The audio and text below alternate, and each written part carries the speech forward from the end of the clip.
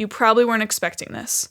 This podcast tends to be, like deep and spiritual and, growth and stuff like that. Yeah, I care about that stuff. But I also care about, looking nice and feeling good. I'm a very holistic person.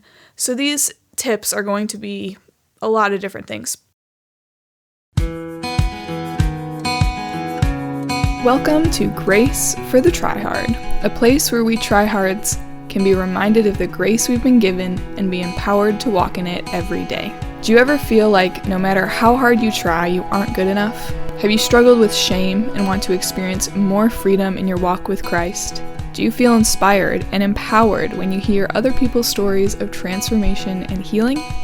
If your answer is yes to any of those questions, I'm right there with you. Being empowered to live and work out of grace is possible, and here we are learning how to do that together. No need to show up polished, poised, or perfect. Come as you are and join us as we experience God's grace together.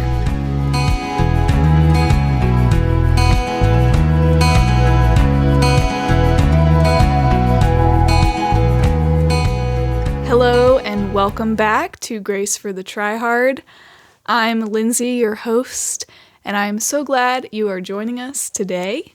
Today is my first episode that I am recording on a camera as well. This will also be on YouTube, which is a little nerve-wracking to me because I like being in my closet and knowing that people are only going to hear my voice instead of see my face. But I want to give this a try and see if it can reach more people through another platform.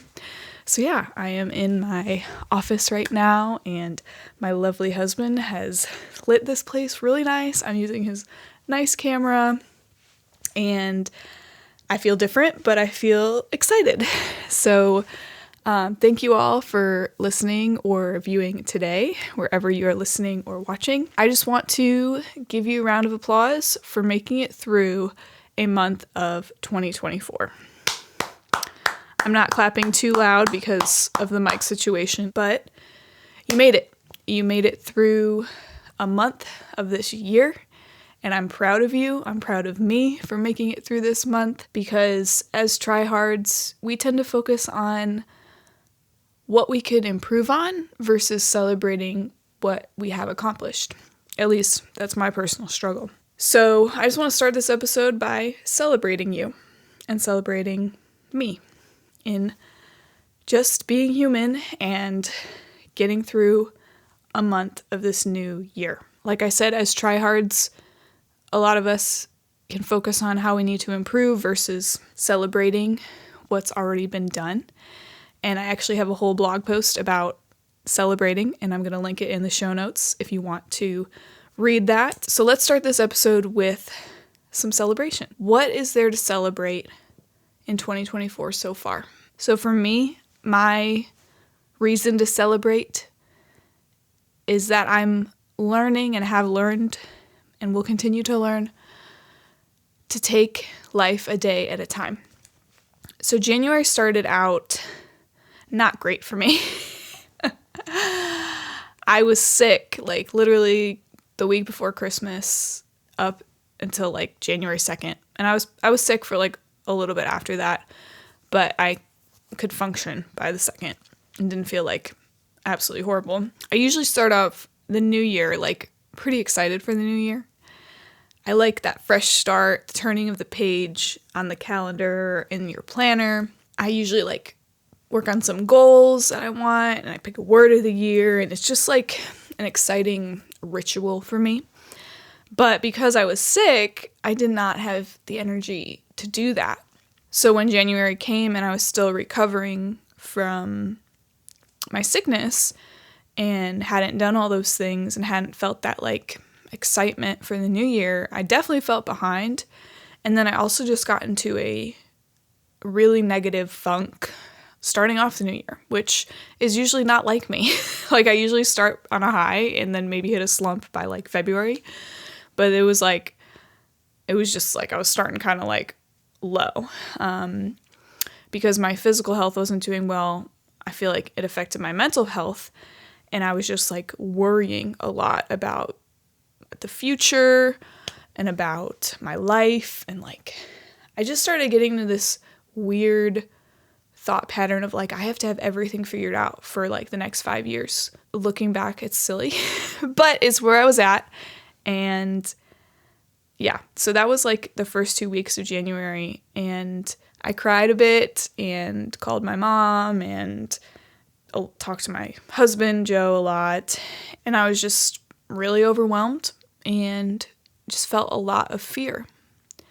And God just let me feel all those feelings and walk through those thoughts. And to me, it felt like he was kind of like sitting in the corner of my room, or in wherever I was, the room of my mind, I guess, and just like watching me. Like he wasn't yelling at me or telling me to like stop overthinking. It was just like he was just there. He was just letting me do my thing and kind of go my own way a little bit, and just like, I'm here when you're ready.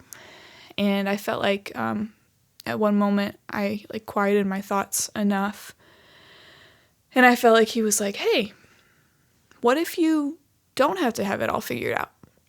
What if you just trust me with like the future, and instead you just focus on today and like what I'm doing today? He reminded me of like different times in my life where I didn't really have much control over my future and even over the present moment. And he'd always been there for me and had walked me through those situations. Once I like heard that, I calmed down a little bit and I listened to a podcast. It's one of my favorite podcasts. It's called The Connected Life with Justin and Abby. I will link the episode in the show notes, but the episode was called Divine Pivots in Life. And this one was really helpful because they talked about just like moments in life that things changed and didn't go the way they thought they would go, and how they've like learned to reframe their, I guess, judgment on situations as like good or bad, and instead just thinking like, oh wow, like this happened. I wonder what God's gonna do in this situation. And that doesn't mean you don't like mourn sad things or get excited about happy things, but it's just less hope in the things and less hope in the situations and more hope in God and trusting like he's redeeming all things and he's making it all good.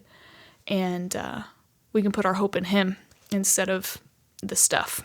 I'm thanking God for always being with me, even when I'm having crazy thoughts and just running around in my mind and trying to go my own way, and he's just always there. So I'm just praising him this month and celebrating that he's walked me through, and that I'm in a place now where I'm just feeling a lot more peace and just really taking things a day at a time. And there might be a lot of changes this year.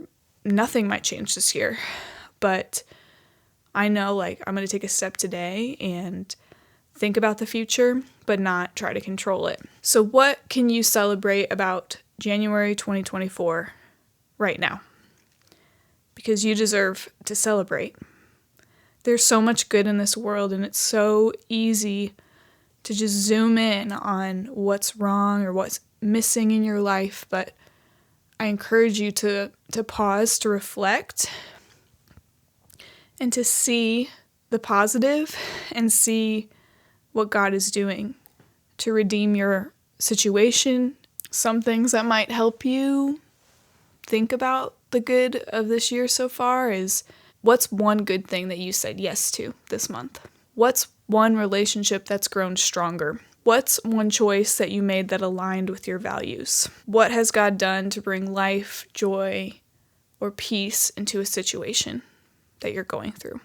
Those are some questions that help me to get out of my negative mindset and woe is me mindset and see the bigger picture of what's happening in this world. Now I'm going to do what I do often on this podcast, and that is expose my tryhardness. This is called Grace for the Tryhard, and I'm not going to pretend like I have arrived in not being a tryhard anymore. As much as I wish I have arrived, I haven't, and I probably won't arrive in this lifetime. I highly doubt that I will, because I'm always going to need more of God's grace. So the reason I expose my tryhardness is so that you don't put me on a pedestal of having it all figured out, because I don't. I'm just one person who is loved by God and is wanting to share what I'm learning with you. And if there's any way I could share my experiences to help you get closer to the finish line faster, that's why I'm doing this. For this episode, we're going to be talking about the top 5 things that I learned in 2023. And the tryhard in me was literally 2 days ago, sitting on my couch and thinking, ooh, I should do an episode on the 23 things I learned in 2023 because of like the play on words, the 2 23s in it. And so I start listing out all my things I learned in 2023. I am a learner, so it wasn't hard to think of all the different things that I learned, but it was hard to like expand on all of them. It was hard because everything was getting very long. Like it took me an hour to get through 5 points. And then I'm thinking, when I write some outlines for my podcast episodes, they're usually like 2 to 3 pages, and it takes like 40 minutes to talk through because I'm a talker. And I was already up to like, 6 pages with only 5 bullets. Like, this is going to be a really long episode.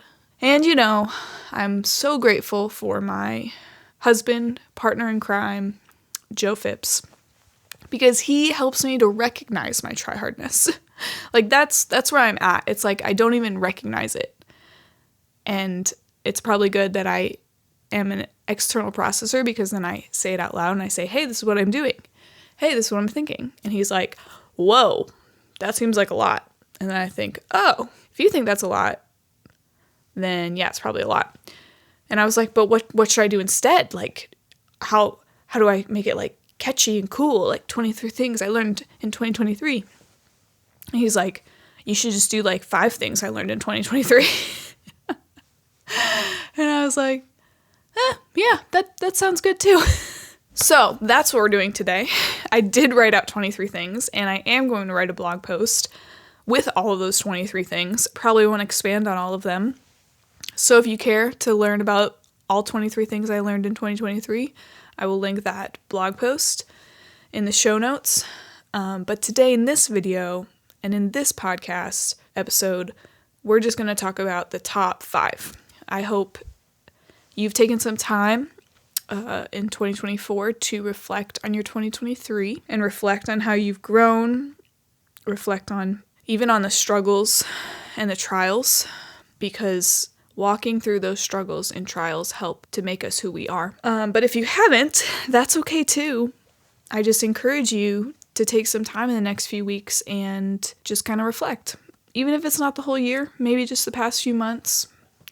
I think in the USA, we move at a very fast pace, and it's really easy to get caught up in all the going that we don't pause and reflect and learn so we know how to better move forward. Real quick, I told you guys how Joe helps me so much, specifically with exposing my tryhardness, and I just want to shout him out, because he's amazing, and if you're watching this on YouTube, this looks the way it does because of Joe and his amazing videography skills.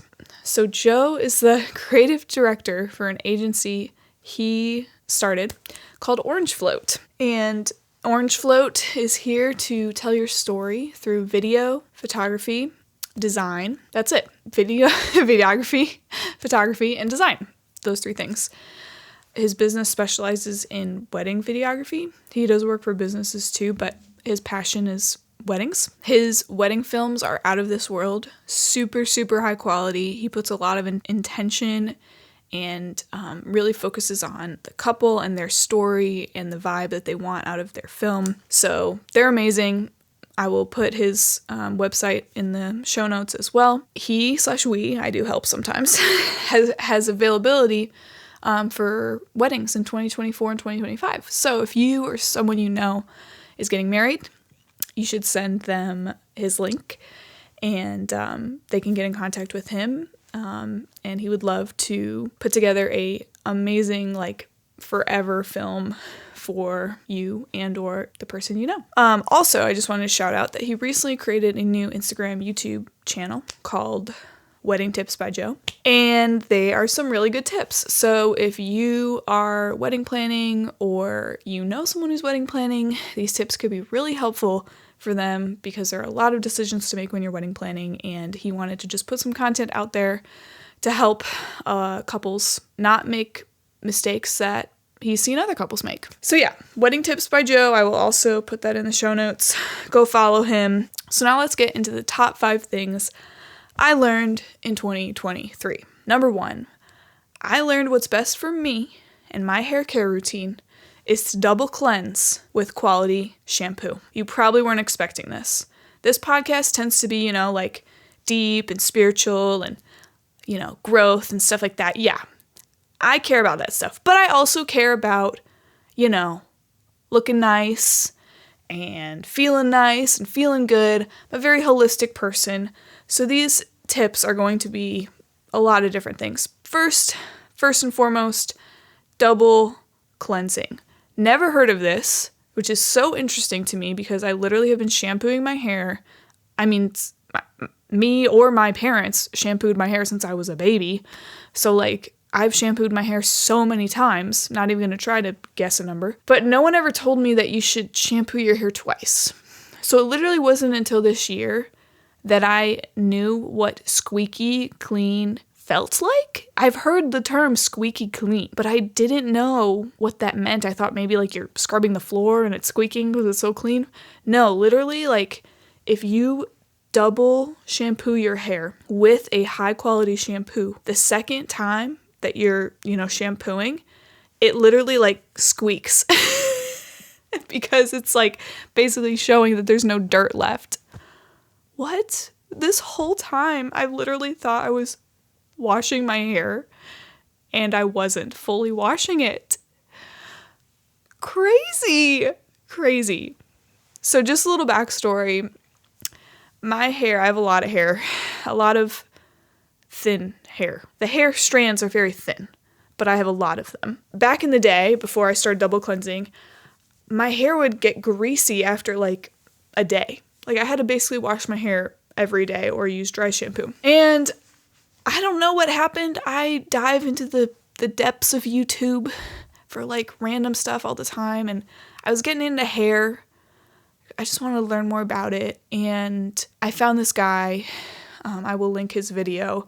But he explained why you should double cleanse. And he was saying, especially with a high quality shampoo, when you first wash your hair, it's not gonna foam up, because I guess with a high quality shampoo, the second time you do it, it'll foam up when there's actually no grease to attach to. That's how you know it's really clean, and that's what I saw. I got this shampoo, and again, I first started using it, and it was not foaming up at all. And I'm used to using drugstore shampoo where it foams up really fast. And that's another thing he says in the video is that there's fake stuff in drugstore shampoos that make it foam up easier. So you think it's clean, but it's not. So I started doing this in, maybe it's this spring. And I've paid more for shampoo, obviously, because it's higher quality instead of the drugstore stuff. But I actually think I'm saving money because I only shampoo my hair twice a week now. And I used to shampoo it every day or every other day. So I shampoo less, I save time having to wash my hair every other day, and my hair is clean. It feels better. That's what I learned this year. Maybe you're like me where you are annoyed that your hair feels greasy after a day or two. You should check out these videos that I've linked and also think about double shampooing with a high quality shampoo. So yeah, that wasn't that deep, but maybe it could help someone who's struggling with their hair care. So number 2 is also kind of on a light note, but also kind of not. I did do some, I guess, soul searching or reflection from this, but it started out as more of a fun thing. So number 2 is that I learned that I miss playing volleyball, and I am still very competitive. So I grew up like pretty much always playing sports. I started t-ball when I was like 4, and I did softball throughout grade school into middle school. I did volleyball, played basketball. So I was a very active kid, and I just liked sports a lot. I liked the competition. I liked the exercise, moving my body. I liked being on a team. I did band and like winter percussion into high school. And then in college, I didn't really do many intramurals or anything. And so I didn't really do sports like after that. I mean, I played sand volleyball a few times because there's like some sand courts on the college campus I went to. So when I started my new job in 2022, I got comfortable at the company, and then around spring of 2023, I was like, you know what? I miss volleyball. And I'm pretty sure there's some leagues like at the YMCA or the local gym that maybe I could like convince some of my coworkers to join with me. Just like a rec league, like nothing too competitive.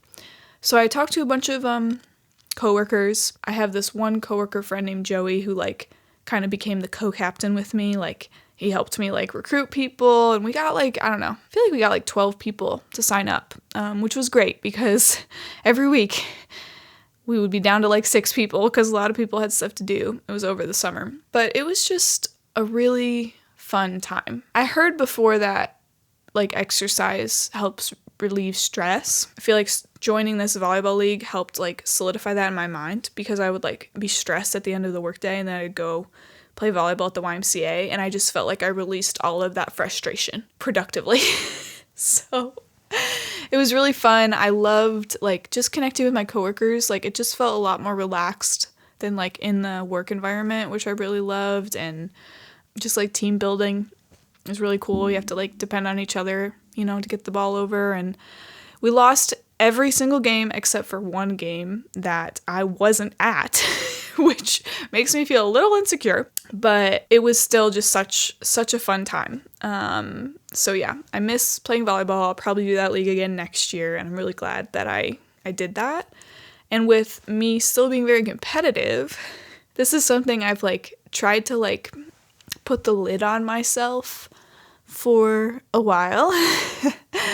So like I've been competitive, I feel like my whole life, like in everything. I've wanted to win. It was probably like middle school into high school when I started to like try to hide that, because it felt like socially unacceptable to like cry that I lost or like get mad that I lost. So that was kind of like what I did. I would feel mad, I would feel frustrated, but then I would just be like, oh, Lindsay, don't be a baby. Like you have to be a good team sport or whatever. And so then I would just kind of like put that lid on, but I never actually like healed that in me. So then, like I said, I didn't really do a ton of sports, like high school, college, etc. So I think in the back of my mind, I thought, oh yeah, like I'm not super competitive anymore. Like I don't get angry when I lose, blah, blah, blah. And then we start this YMCA league. I would say like there were 2 better teams and then 2 less good teams, and we were one of the less good teams. There was one team that was like the best team, and they were called Fireball. You can imagine why they were called Fireball, because they would spike it so hard. And Fireball definitely exposed my competitiveness back to me, because when we played them the first time, I got so mad after the game. And I didn't get mad because they won. I got mad because they were so much better than us, and they wouldn't chill out.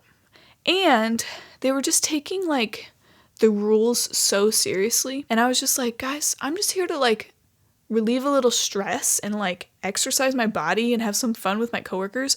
Why are you taking this so seriously? And it just like frustrated me. And so we lost to them, obviously, and we leave and I get in the car and Joe's driving, and I was mad. And then I was mad that I was mad.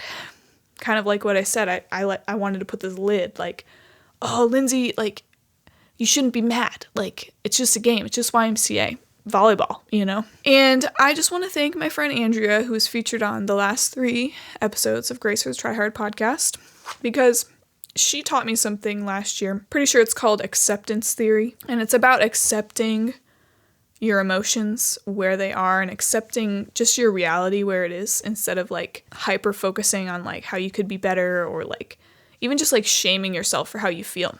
And that's what I've done most of my life. So when I was in that car, I was frustrated with, like, Joe was driving. I was frustrated, and I was, like, kind of talking through it. And then I was, like, could tell I was starting to, like, beat myself up for being angry. And then that thought in my head about acceptance theory came to mind. And I was like, you know what? What if I just accepted that I'm angry? What if I just said it's okay that I'm angry? It's okay that I'm frustrated that we lost and that they took things too seriously. And what if that's okay? And what if I just let that emotion come and let it, like, work through me and just let it go instead of, like, trying to stuff it down? And so Joe and I go and we go get ice cream, which always makes things better, you know? And we're getting ice cream, and by the time we were done, I was just like, wow, I, like, don't feel angry anymore. And usually, like, putting that lid on my anger in the past, like, it was like I would, like, lie to myself. Like, I would be pretend not mad for a while, and then I would distract myself until I couldn't think of it. This was like, I actually, like, let the feeling come, and then I let the feeling go. And from what I've learned about emotions this year, like, again, I'm not an expert, but that's, like, kind of the advice or wisdom I've been getting is, like, instead of trying to, like, just push things down, like, just let them work through your body. Like, our bodies are trying to process things and, like, release them. So just let the process happen instead of, like, shaming yourself and even, like, condemning yourself. Like, that's just not, it's not helpful, even though it feels like it will be. I miss volleyball. I'm glad I got to play it this year, and I learned that I'm still competitive, but I also learned how to practically, like, accept uncomfortable emotions and let them, like, go through my body and be done. Whew, okay. Now we are on to number 3. One thing I learned this year is that I am not behind. So a little bit more about me is that I'm a planner and I like to be ahead of schedule. I don't know why. That's just been something throughout my life that, like, I felt more safe and comfortable if I was, like, ahead of the curve instead of, like, at the curve or below the curve. I think I felt more comfortable because if I was ahead of the curve, if I fell behind because I got tired or something like that, then I would be at, like, average, and then I'd be okay with myself. But if I was, like, not ahead, if I was right on time and then I got tired and, like, fell behind, then I'd be below average, and that would be horrible.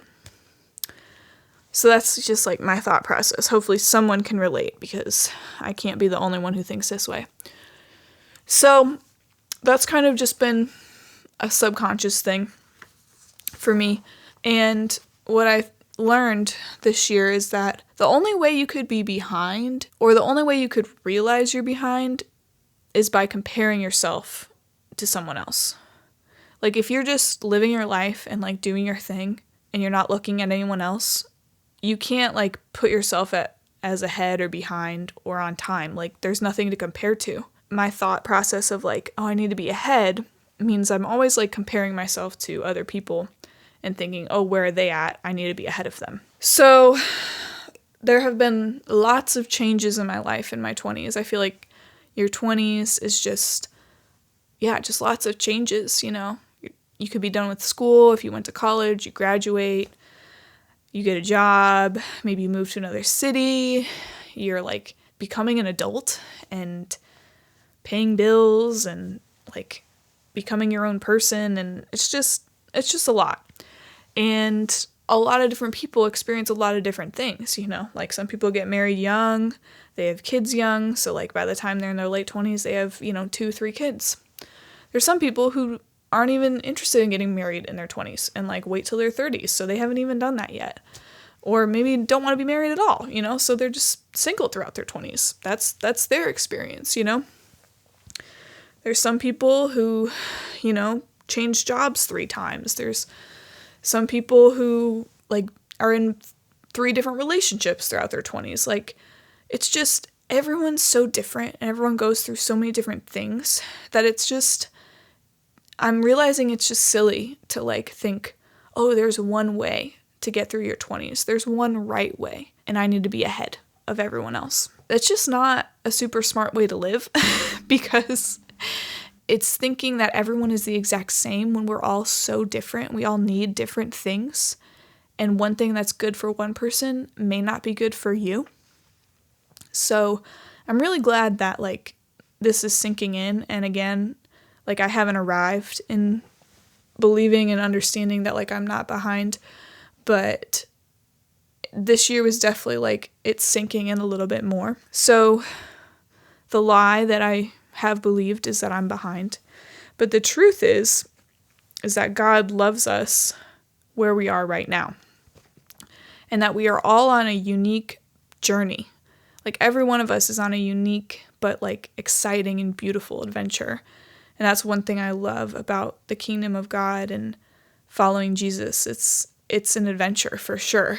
And as much as I can want to like put a formula on it and think, oh, if this person experienced this, this, and this, and they're like, you know, a great Christian or whatever, like, I just need to do that too. Like, that's just not how it works, you know? He made us all so different, and it's more about just trusting him on the journey instead of trying to find the formula for the journey. So yeah, we're all on this unique journey, and we are all right where we need to be when we're with Jesus. So this is another thing a friend of mine kind of like taught me / God revealed to me like while she was talking, was about like she showed me this image of like a map. And I think as Tryhards, imagine like you're on a journey and you're starting in New York and you're going to California. And so you look at the map and you're in like, I don't know, Ohio. You're like, wow, I'm so far from California and I'm never going to get there. And I'm so behind, you know? So that's one way to like look at like our life journey. What she helped me to see is that like God wasn't saying, oh, you need to be in California, like get to California, come on, move faster. Instead, he was like, hey, you're actually right where you need to be because I'm with you and I'm the one walking with you to California. And you're not going to get to California if I'm not with you.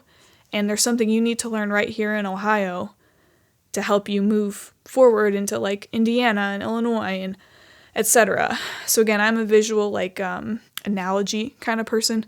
So this was all like clicking in my head like, okay, I don't have to keep like fixating on like, oh, I need to get to California. Instead, I could just be like, wow, God, you're with me right now. And you're growing something in me that I might not even be seeing. But I can trust you're going to bring me to California. You're going to bring me to like the end of my life or the end of my journey, and it's going to be a beautiful adventure. So I don't have to like try to hurry myself. I can be content and rest right where I am. Again, like I am the type of person that wants to be ahead. There are some people that maybe want to just chill most of their life, and I slightly envy you, but also just don't understand that mindset because I've never had that. So this might not be the message you need to hear. Maybe you need a little bit more of like, hey, let's move forward. But for those who are stressed because they don't feel like they're far enough in life or haven't achieved enough, like, nope, you're actually right where you need to be when Jesus is with you, and he is right now. And all you have to do is like just recognize that he's there and ask him to show you what he's doing. Ask him to show you what he's growing, because it's probably even different than what you think it is, and it's probably better than what you think it is. And this is one last thing I'll say with this point, that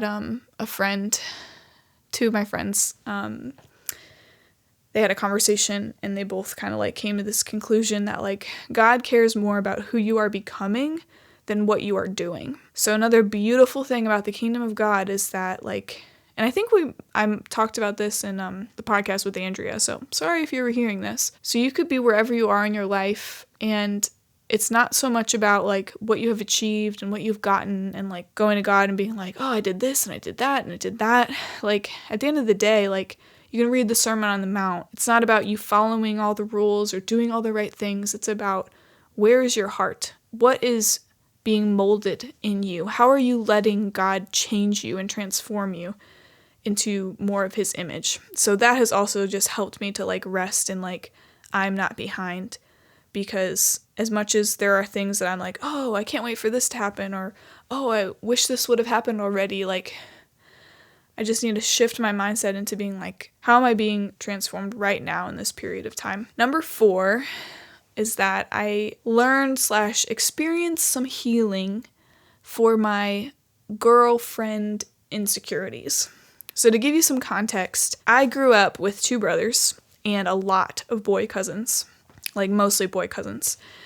And a lot of them were older than me, some were younger than me, and we just like would have family parties and we'd all like play together. And I just remember feeling more comfortable with boys because of that, because I was just surrounded by so many more boys. I understood boys more. So that was like growing up into school. And then I go to grade school, and I went to a school that was like 1st through 8th grade. And every year I would have a different best friend. So I felt like every year I was just searching for that best friend. And every year my like class would change, like my homeroom class. So every time like the girl that I was best friends with the last year wouldn't be in my homeroom. So then I didn't see her as much. And then I felt like, okay, I have to have a new best friend. And so that was like just hard, because every year I'd get close with one girl and then it would shift. And then I'd get close to another girl and then it would shift. I remember in 2nd grade, literally in 2nd grade, I don't know why this is a core memory. I remember it was like probably the first time I like had a crush and like liked a boy. I remember I sat at this like desk with like a boy and a few other girls. And I remember I like liked this boy. I thought he was really funny. And I had like the best friend of that year. I can't remember what her name was, but I told her that I liked him. And I was like, oh, don't tell him, but I like him. And literally like the next day, this boy started acting weird. And I was like, what's going on? He wasn't acting like this before. So I went and asked her, and she's like, oh yeah, I told him that you liked him. What? I literally told you not to, and you're supposed to be like my best friend? This doesn't make any sense, you know? So I had that like just one little like wound from a girlfriend, you know? And then just going through like school, like 1st through 8th grade, like I just never felt like chosen by the girl groups that I was like trying to be a part of. Like it was on me too, because I was like felt like this need to be in like the popular crowd. And so I would like kind of like try to force my way in, and they would like kind of accept me, but I never felt like really wanted, like, oh, they really want me here. So I think that was just like always going through my mind, like I'm not fully like wanted here. So then I go to high school. I went to a private grade school and then a public high school. So totally new experience, totally new people. And I joined band because my cousin, who ended up being like my best friend, invited me, and I played piano at the time, and they asked me to play like this instrument that I could do because I played piano.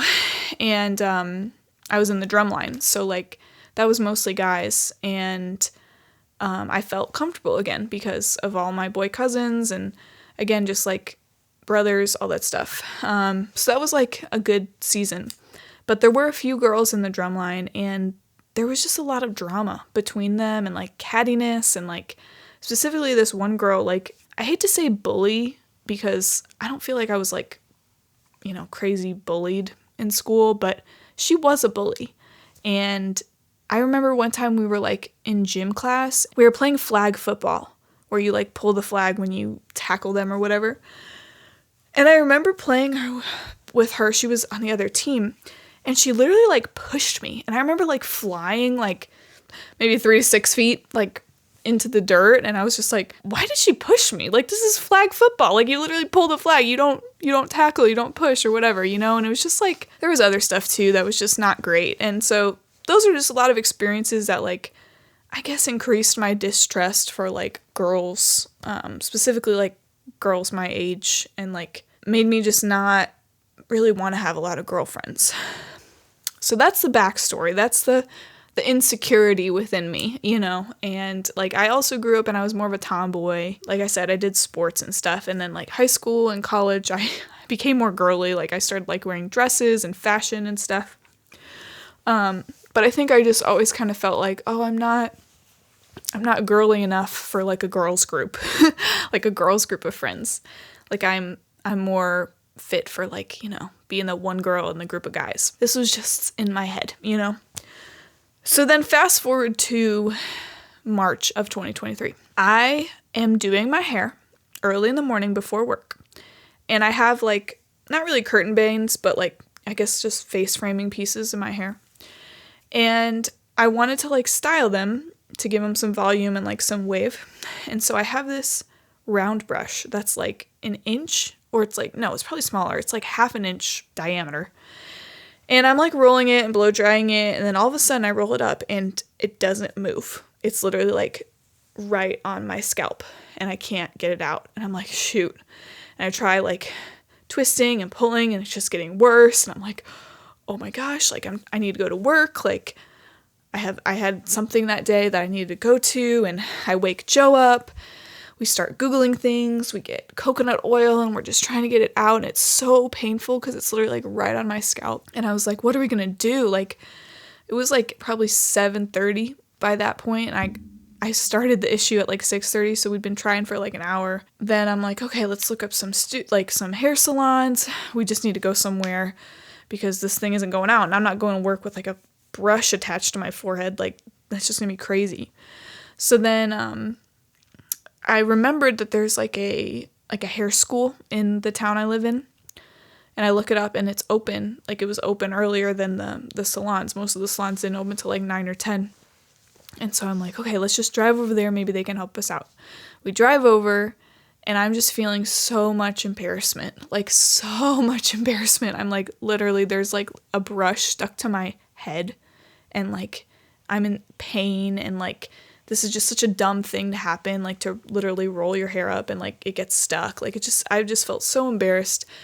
And I'm sitting in the car and I'm just like, oh, Joe, it's going to be a bunch of girly girls and they're going to make fun of me and they're going to think I'm so dumb for making this mistake and it's just going to go horribly. And he's like, Lynn's, like, they probably get it. Like, you're fine. I'm like, no, I think it's going to be bad. So we walk in. They're all in black, like everyone's wearing black, and it looked like they had like a seminar that day. And I was like, Joe, I need you to talk for me. I can't talk. I'm too embarrassed. And so he like goes up and he's like, hey, we kind of have like an emergency, or like we just need some help, and we can you just look at this? And then this like lady comes over. She's like, oh my gosh. And then like it was just like a flock of women, like a flock of young girls that are like, 18 to 25 or whatever. They're just like, oh my gosh, we need to help her. This is an emergency. Like, we need to help her out.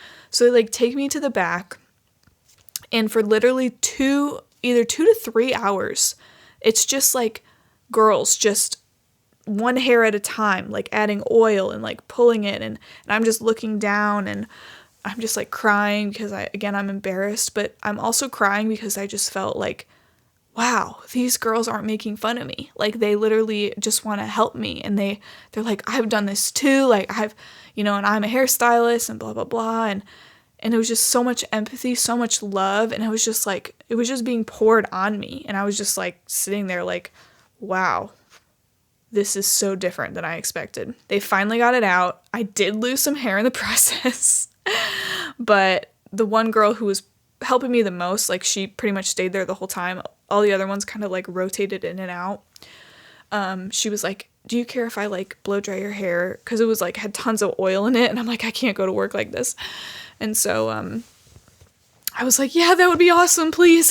So she like took me to the sink and washed my hair and like blow dried it and curled it, like just went above and beyond. And I was just like, God, if this isn't your like amazing grace, like, I made a mistake. I got into this mess, and like, you just show me these beautiful girls, like, who aren't just beautiful on the outside. Like, they were all beautiful on the outside, but they were also just had such beautiful hearts. They were also just had a bond with each other that I thought was so beautiful. And again, like, I don't know their whole story. I don't know all of the drama within the hair salon school, but like, it was definitely a redeeming moment for me of just like trusting a girls group, I guess, trusting and not feeling like, oh, I'm always going to be like excluded from this girls group, and girls can rally together and like support each other. I think that's what I struggled with. Like, I felt like girls were always in competition with each other, and like through this experience, it was like, no, like, they just wanted to take me in and like help me. And that was just like, I think what we are made for as women. So that was really cool and definitely a highlight of something I learned in 2023. My last but not least thing I learned in 2023 is that I am a winter. So this last one, again, is not super deep. It's about color seasons. So if you don't know what color seasons are, I'm going to link a few videos that can help you learn what they are. I did a little bit of research. And so this has started hundreds of years ago with deciding what colors look good on what people. And but there were books that came out in the 70s, 80s that were kind of talking about this a lot. Specifically there's different seasons, winter, spring, summer, fall, and the colors kind of match the seasons. They're colors you would see in that season in the world. Depending on your features, those colors may accentuate your natural beauty the best. The key is to harmonize with your colors and not go against them. So if you're one season and you try to wear colors in another season, it might just make you look more dull or not as awake, versus colors that harmonize with you make you look better, I guess, So for example, I'm wearing this tracksuit, which I'm so thankful for. It is so soft and I love it so much. But one thing I learned is that charcoal, a dark gray, is a winter color. And I did an online color analysis, and that was one thing they told me in the results, was that charcoal and navy look good on you. So I was like, okay, I guess I'm going to get a charcoal colored sweatsuit because it's neutral, it matches. And I've finally accepted that I'm a winter. So this year, again, go back in time, probably, around the springtime, I started learning about what this color analysis was and color seasons. And I literally thought I was a summer, and I thought I was an autumn. I never thought I was a spring. I thought I could be a winter. So literally I would just go back and forth, and I could never decide. And finally I was like, you know what? I've watched enough YouTube videos. I found these people that I really like on YouTube who do an online analysis. I'm going to go with them. And the online analysis was cheaper than going in person. Plus they're in Australia, so I'm not going to take a plane ride to Australia for a color analysis. So they had me send some photos and answer some questions and stuff, and came back with my results. They're like, you're a winter, and they explained why. And I totally could see it, even though I couldn't see it before. It was just helpful to get that confidence and clarity, especially from a professional who does this for a lot of people. And I was kind of fighting being a winter before that, because I feel gold jewelry is very trendy right now. And if you're a winter, you're cool toned, which means silver is more flattering than gold, which I should have known because literally my wedding ring is silver. And I remember trying on, it's not silver, it's white gold, but it looks silver. I remember trying on different rings, and I tried on some gold and they just didn't look right. And I even did rose gold and it wasn't great. It was silver looked the best. So I should have known that I was a cool toned, but I have olive skin. In the winter, I get kind of tan. So then I was like, maybe I'm warm toned. I just don't know. I don't know. So yeah, I got this color analysis. Once I got the results and saw you're a winter, I was like, okay, I'm a winter. And I got this nice palette. I really love jewel tones. So like emerald green and a navy, or a sapphire blue, and those colors I really love, and I actually have a decent amount already in my wardrobe. So that's just makes a lot of sense. And one thing I have noticed even before the color analysis is that I feel more pigmented colors suit me versus more washed out colors, more pale colors. I think colors that have more gray in it to gray out the color, not just gray in itself. I just feel they just wash me out, but a more vibrant color lights me up. So that was cool to get just that confirmation, because that's one thing they said was that to have more strong colors. Again, I'm not great with the adjectives right now. The other reason I wanted to do this was mainly because I do love looking at clothes and I like shopping. And I did feel I shopped a lot last year, and I recognize just the impact on the environment and also the impact on my wallet, and also just I don't like just having an abundance of stuff, especially because I live in a townhome and it's just feels full, you know? So I thought if I get this color analysis, then I'm going to just like know what colors work and what colors don't. And I'll just probably stick to more of those colors so that when I'm like looking for clothes, I won't spend more on like clothes that don't suit me. And that doesn't mean I'm never gonna, wear an orange dress or a yellow dress, because those are warm tone colors.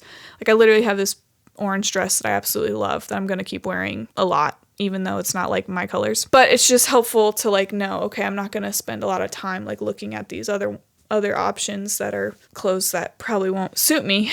And I also want to like start investing in higher quality pieces, like getting less pieces that are higher quality versus a lot of pieces that are lower quality. I do feel just like convicted about how things are made and specifically how people are treated that are making items that we wear.